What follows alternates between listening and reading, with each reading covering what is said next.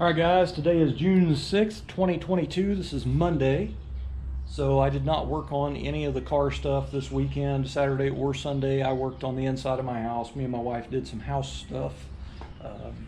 I rarely work on the house. I'm always working on cars. It's just what I want to do. So sometimes the house gets, this is probably 2 years in this remodel. But anyway, we're getting closer. I finally got my flooring done. I got other little crap done. I still got to finish some trim work in the house, and then we got to do some touch-up painting. But it's getting close. So anyway, I didn't work on the engine at all. So today I'm going to try to get the pistons and rods and stuff installed in the engine and torqued down so the rotating assembly is done. The crank is in, it's torqued down, it's done. I used plastic gauge and checked just a few of the journals, and it's fine. So I'm going to roll with it. Again, I am just doing an overhaul job here in the driveway. This is not how a professional would do this, and this is not how you should do it. This is just what I've had to do through the years to keep my stuff on the road, because right now I'm stranded and I need a truck. So I just did a driveway overhaul. Anyway, so I'm checking a few things as I go, but I'm trying to run some of you guys through that because I've actually got an email from a guy last week that he plans on overhauling his engine for his 57 Chevy, and he was saying he appreciates me talking about this stuff, but he wished I showed more video of more of the engine side of it. Now, with that being said, I want to say it would be a better idea to look at videos on YouTube if you're going to watch videos and do it, and find a professional channel, not a shade tree guy like me doing it here in the driveway, because you know, this is obviously not the way it should be done. You know, I'm out here in the driveway. If the wind's blowing, there's gonna be dust on everything. I mean, this is just not how it's supposed to be done. But for the lack of money that I have, this is all I can do. So again, I know this is not the correct way to do it. This is just the way I have to do it to get by, you know what I mean?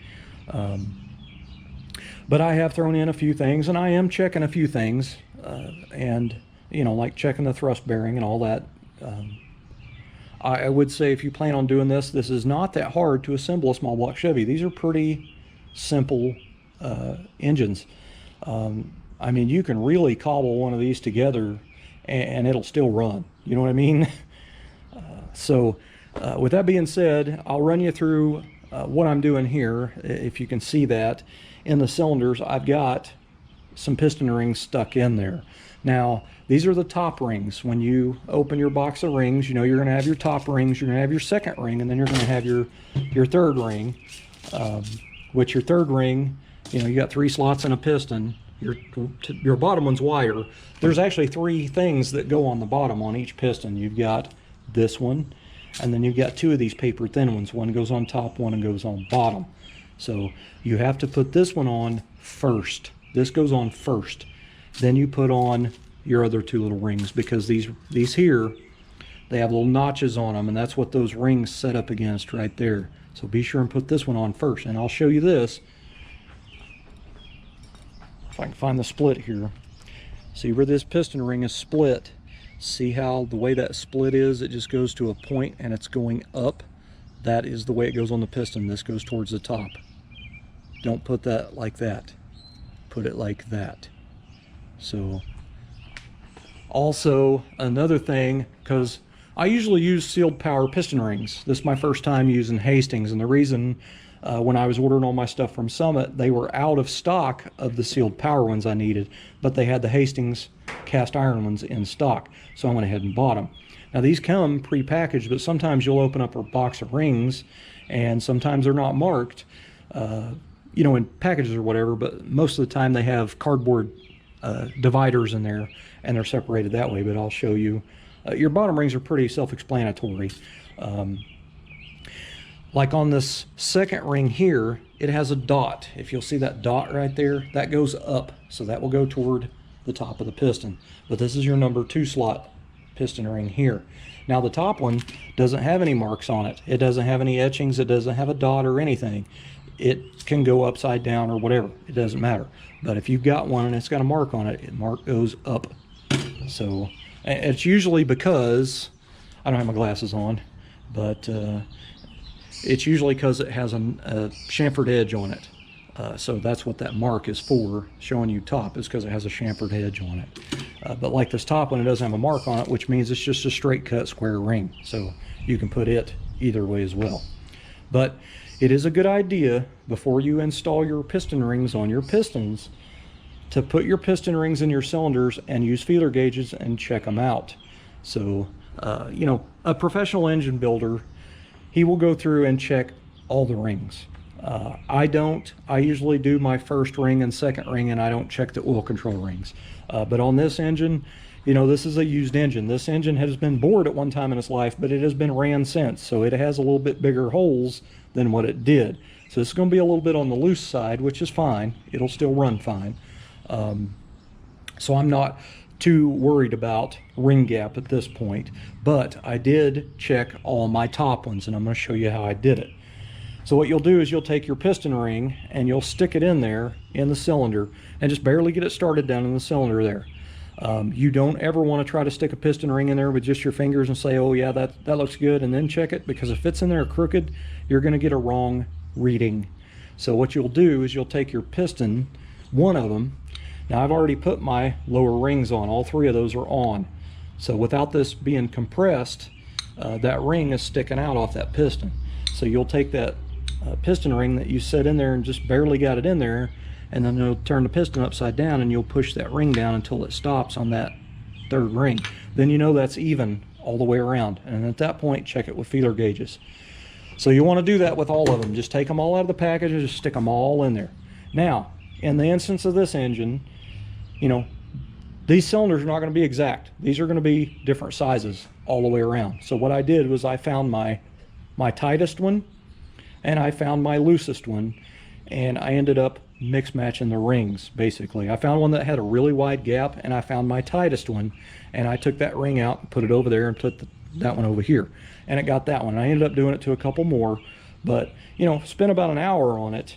Well, probably not an hour, pretty close, but anyway, I've got them all where I want them. So those top rings there are where they're going to be in that cylinder. So what I did was I left them in the cylinder. I'm not going to mess with checking the seconds. I'm just not going to do it.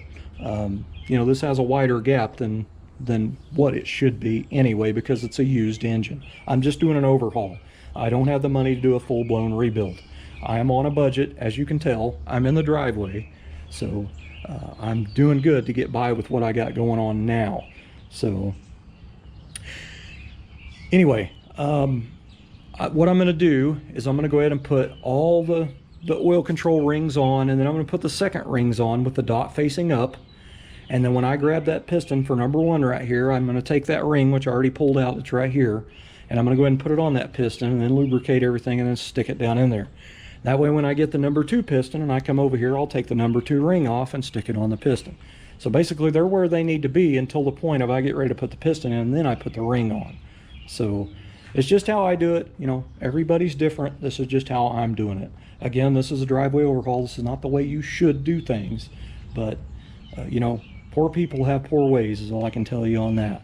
So anyway, that is the plan today, is to get this rotating assembly in this engine and done. So that is where I'm at.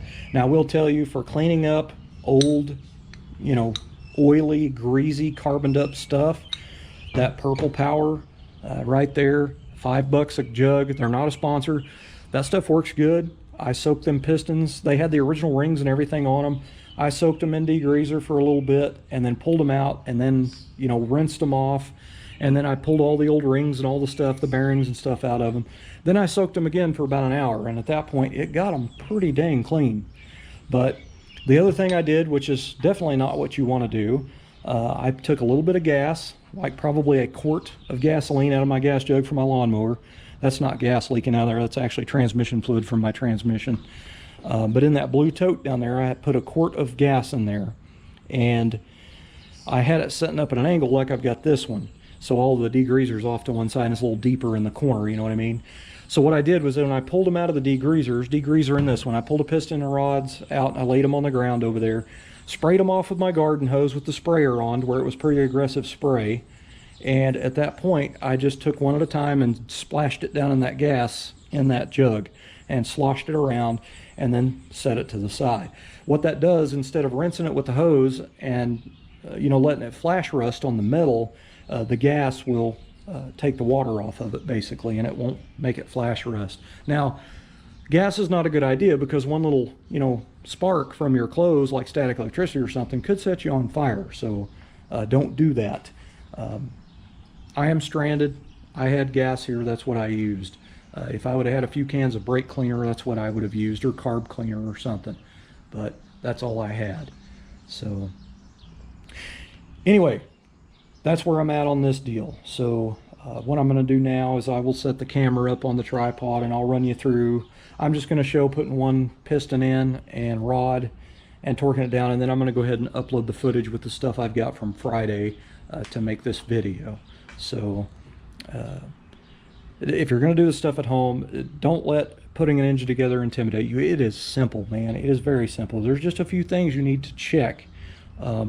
If you're just doing a driveway overhaul, I mean, you can pretty much, get by with quite a bit. You know what I mean? But what I will do after I get the piston rings on, I will put the bearing in here, the rod bearing, the half, and at that point I usually get a spray paint cap, the lid off a spray paint can, and I will put motor oil in it. And at that point I will push this rod over to one side and I'll pour motor oil out of there, just a little fine bit of it, pour it on there, and then I'll shove it over and I'll pour it on there, and I'll turn the piston sideways and get the piston up like that, and I'll pour motor oil in a circle around that, and then I'll turn the piston over and let it drop down and pour it in there. And then once I've got oil on that pin, I will work that back and forth, just over and over, working it this way and then work it this way until it's pretty lubricated. You don't ever want to build an engine and leave that pin and piston dry. That is a bad idea. So that will cause severe wear right off the bat. So make sure you lube that first. Motor oil is an excellent lubricant for that. But I will also use motor oil on the outside of the piston and slather it up on there. I'll just pour some on the piston, and then I'll just use my fingers and rub it all over the outside of that piston right there, rings and all. And then I'll take a little bit of that oil while it's on my hands and I'll run it down in that cylinder like this. Make sure that piston can go in there and slide nice and easy, and the cylinder won't rust over the course of a few days or a week or whatever it takes me to get the engine final assembled and in the truck. So anyway, I will use this is the lubricant I use on my bearings and stuff. So this stuff is pretty sticky, so it will stay on bearings and stuff really well, better than motor oil. This stuff kind of sticks to whatever you put it on. So I use this. I used to, back in the 90s, I used white assembly lubricant, but I don't use it anymore. I use this stuff, which I'm almost out. I need to get more. They sell this at O'Reilly's, or they used to anyway. But I will use actually that on my rod journals on the crank and on the bearings, the rod bearings, and put those in. Now, when you go to put your piston in, you want to make sure and put something on them studs, because these will scratch your cylinder wall going down, which might not scratch it very bad at all, probably not enough to do anything, but you don't want them threads getting up against your polished crankshaft, because if they nick that crank, it's going to tear that bearing up, or a spot in it. So I've got these little rubber covers here that you open up and slip over there. You can use like fuel hose, like rubber 3/8 fuel hose on there, just about anything. Just make sure you cover those up before you try to tap that piston in there. So anyway, get you started here. All right, so this is my #1 piston right here, stamped 1. So I've already got the oil control rings on there, and when you put your rings on, I always put where the ring is notched, I always put that 180 degrees from the one that I put on. So that way it's totally opposite of the other. So this is my top ring. I need my second ring, which is this one. It has a dot on it right there, so I know that dot goes up. So let me put my glasses on, most important. I'm going to find out where that ring is. There's the split right there. I'm going to put it right even with the pin. So I'm going to put this notch on the other side right here with the dot up. Now this is You need to do this very, very easily, because if you get pretty rough with this, you can break these little cast piston rings. These cast rings are very brittle. Like I just bound that thing up in the #1 slot, so.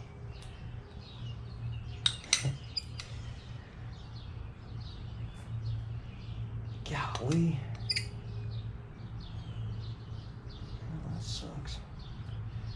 Well, I'm gonna have to get a tool. This is probably where I break it.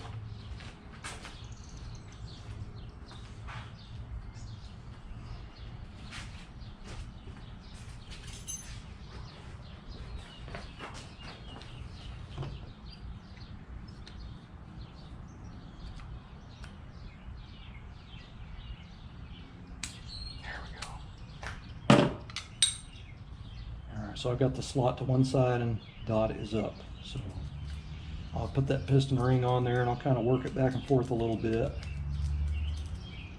Now it's time for the top one, which does not have a dot, which tells me it's most likely just square cut all the way around. It doesn't have a chamfered side to it. So this can go either direction. And I'm going to put it opposite of the other one.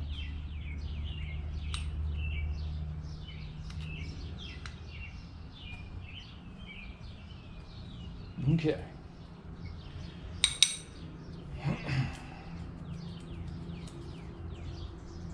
Now on your pistons, they usually have a little indent right here on the side. That goes toward the front of the engine. Also, on your bearings right here, on your rod, see that little notch right there? When you get your rod bearing out, it has a notch right there, so that lays in that.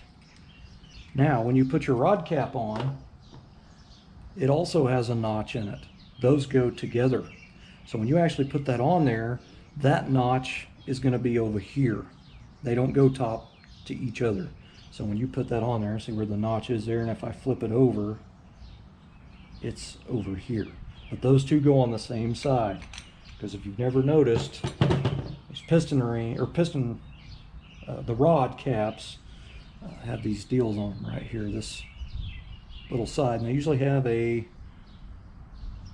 they call it like a smooth side and a brunt side or something like that. But anyway, just know that when you put that on there, those go together. Those notches go on the same exact side of that rod. So, go ahead and put the rod bearing in there.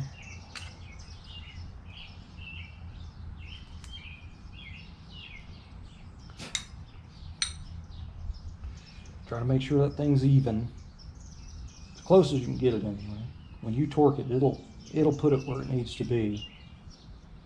So, you'll notice that right there. You'll notice that rod bearing, how much space you got on this side compared to that side because of that notch. So anyway, this thing is now ready to be lubed up with some motor oil. So I'm gonna. All right, here goes the nasty job.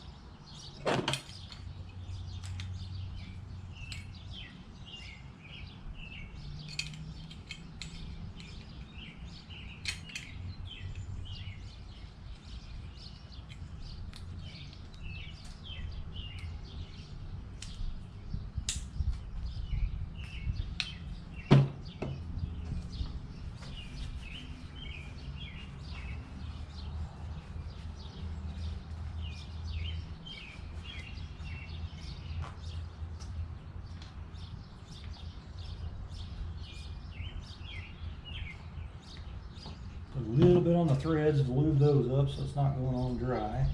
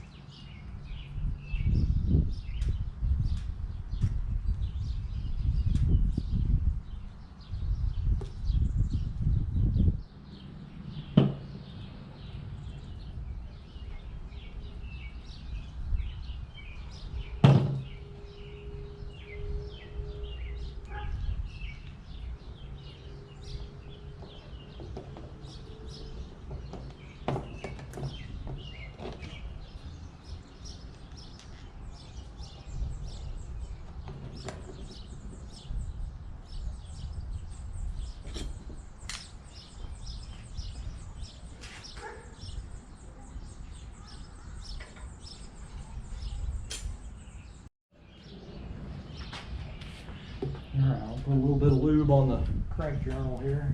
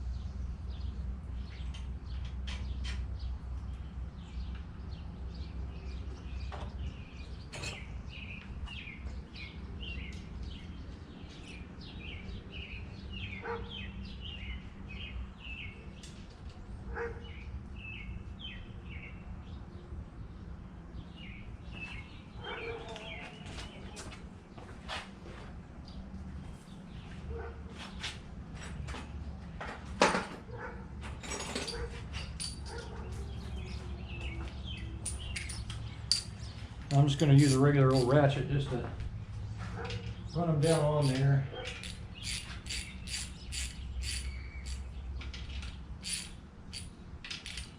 Kind of go back and forth until I get it.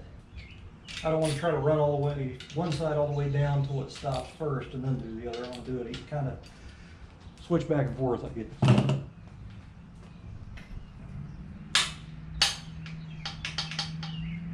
Okay.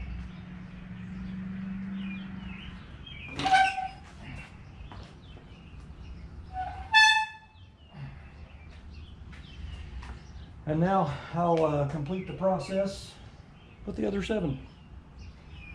So, kind of sucks, but gotta be done. It's a very, very nasty job too.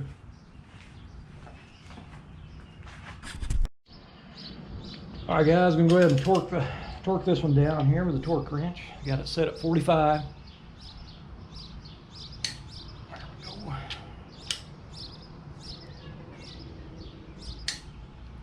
go.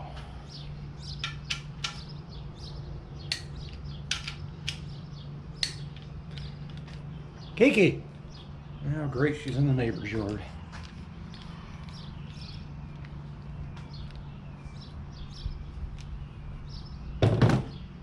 Anyway, guys, I'm going to go ahead and edit this video and go ahead and put it together at this point. So what I'm going to do now is go ahead and cover this back up. It's a good idea, especially for anybody building something in their driveway or the garage, or you know, a dirty place. When you are not messing with it, make sure it's covered. Don't leave it out here uncovered.